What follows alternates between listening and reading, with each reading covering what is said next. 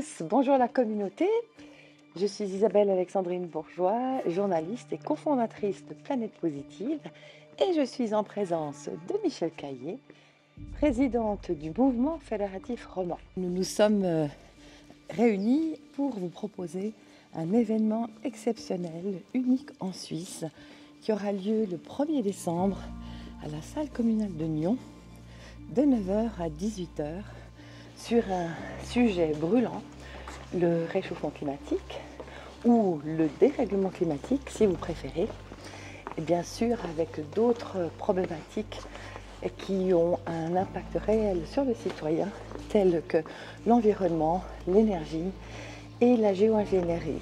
Nous recevrons 6 intervenants d'exception, de Suisse et de l'étranger. Ce sont vraiment des références dans leur domaine d'expertise, tant dans la science, dans la philosophie, dans l'agriculture et l'environnement. Ils répondront à des questions telles que: sommes-nous réellement à la veille d'un effondrement? Comment le scientisme politique menace-t-il la science et l'état de droit? Le réchauffement de la planète, un mythe ou une réalité? Le CO2 est-il vraiment le gaz de la fin des temps? Qu'en est-il des intrications politiques et économiques sur ce thème? Alors, combien ça va coûter? 90 francs la journée pour les Suisses, 90 pour les Français. Et cela comprendra les 6 conférences que vous recevrez aussi bien entendu téléchargées sur une clé USB au cours de la journée. Première conférence avec le docteur Benoît Ritaud, avec un sujet intitulé « Le changement climatique comme outil idéologique ». Benoît Ritaud est normalien, agrégé de mathématiques, enseignant-chercheur à l'université Paris 13. Jean-François Dupont proposera une conférence intitulée « Démystifier la transition énergétique ». Jean-François Dupont est docteur en sciences techniques et ingénieur physicien de l'EPFL. Nous recevrons ensuite Michael Esfeld, professeur de philosophie des sciences de l'Université de Lausanne, qui a écrit de nombreux ouvrages et qui nous entretiendra sur le thème « Le scientisme politique contre la science et l'état de droit ».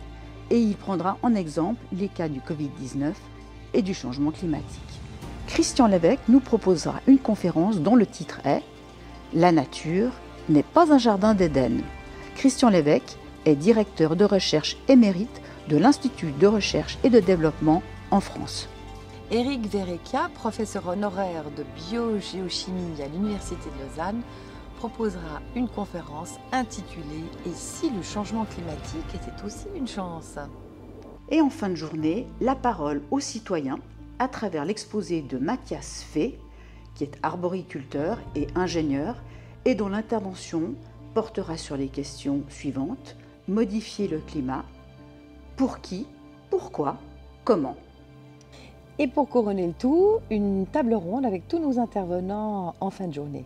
Alors réservez dès maintenant votre place sur les sites de Planète Positive ou du mouvement fédératif roman, dont les liens seront mis en description dans cette vidéo.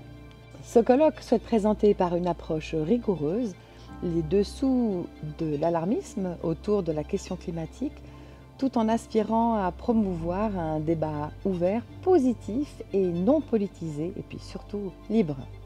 Mais alors pourquoi le mouvement fédératif roman s'occupe de cette question climatique? Eh bien justement, c'est un mouvement citoyen. La question climatique est une question politique. Je tiens à préciser que le mouvement fédératif roman est un mouvement citoyen apolitique, hors parti politique. Et cette question nous semble extrêmement importante parce qu'on a l'impression que ça va resserrer la liberté d'action des citoyens. Et comme nous les représentons, on aimerait bien savoir ce qui se passe. Et puis on aimerait aussi qu'il y ait une information objective, dépolitisée, neutre, pour aider tout le monde à comprendre cette question climatique. En tant que journaliste au service d'une information porteuse de connaissances, d'espoir, de conscience et de joie bien sûr, j'avais cœur à m'engager dans l'organisation de ce colloque pour nous permettre d'obtenir des informations, des renseignements qui nous éclairent afin de traverser cette zone de turbulence le plus librement possible, dans une sérénité, une confiance totale pour l'avenir.